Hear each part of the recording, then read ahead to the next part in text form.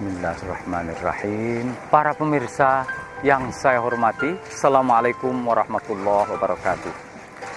Sebuah karunia yang maha besar buat kita umat manusia, ternyata Allah berkenan mengutus seseorang yang bernama Muhammad sallallahu alaihi wasallam.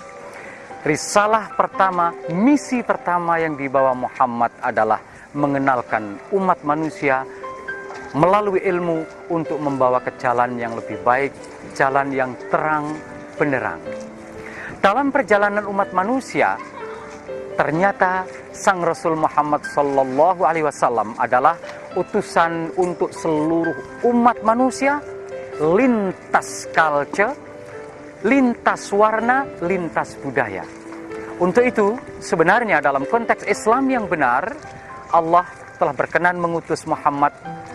Risalah utamanya adalah ilmu untuk seluruh umat manusia tanpa pandang warna kulit, tanpa melihat status sosial, tanpa melihat profesi. Barangkali baik sekali kalau kita camkan bersama wahyu pertama yang turun saat Allah berfirman, A'udzubillahi minasyaitonirrajim. Iqra bismi rabbikal ladzi khalaq. Khalaqal insana min 'alaq. Iqra wa rabbukal akram. Alladzi 'allama bil qalam, 'allamal insana ma lam ya'lam. 5 ayat sepotong yang turun pertama kali di Gua Hira mengajarkan kepada kita 2 entitas utama. Yang pertama, tentang eksistensi manusia sebagai makhluk termulia yang diciptakan oleh Allah. Yang kedua, kemuliaan manusia menjadi tidak ada artinya sama sekali kalau tanpa ilmu. Untuk itulah, pemirsa sekalian, dalam perjalanan umat manusia, syarat utama yang harus selalu diingat untuk kebahagiaan ke depan, dia selalu harus berpegang kepada acuan utama, ilmu. Ilmu adalah anugerah yang termahal yang telah dikaruniakan Allah kepada seluruh umat manusia. Para pemirsa yang saya muliakan, dalam konteks ini ada baiknya kalau kita coba dengarkan bagaimana para ulama, bagaimana para saintis, baik muslim maupun bukan muslim, mereka melihat bahwa kehadiran Sang Rasul Muhammad sallallahu alaihi wasallam adalah ibaratnya merupakan sebuah rebirth of human being, sebuah kelahiran ulang bagi umat manusia. Karena sebelum kedatangan Rasul, manusia hidup dalam tingkatan kelas dan kelompok. Begitu Sang Rasul Muhammad datang, seluruh kelas menjadi hilang. Yang ada hanyalah satu, kualitas seseorang saat memiliki ilmu atau tidak.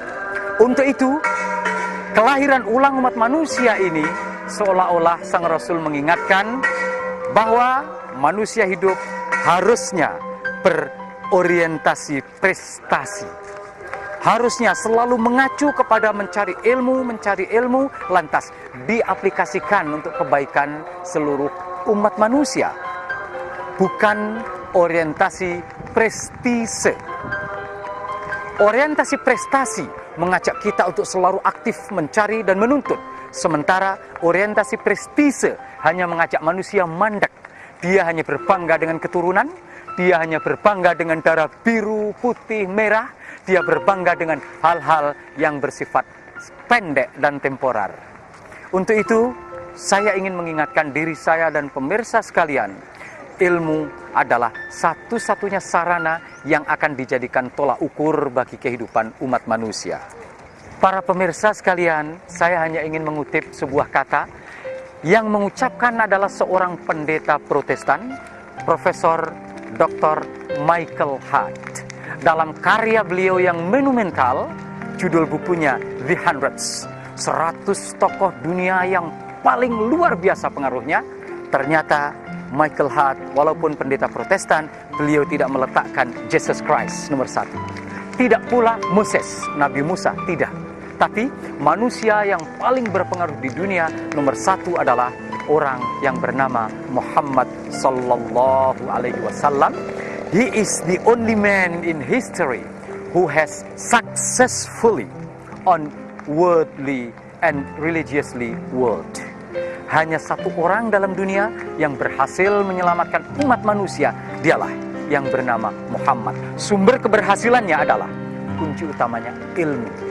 Setiap ilmu bagi seorang muslim dan untuk seluruh umat manusia dibarengi dengan amal. Perpaduan antara ilmu dan amal inilah yang akan mengangkat harga seseorang. Kalaupun dalam perjalanan Gontor yang sudah 82 tahun ini selalu mengangkat dan mengutamakan ilmu, bahkan sampai dikatakan laulal ilmu lakanan nasu kal bahaim. Kalau bukan karena ilmu, manusia dan binatang sama sekali tidak akan ada bedanya.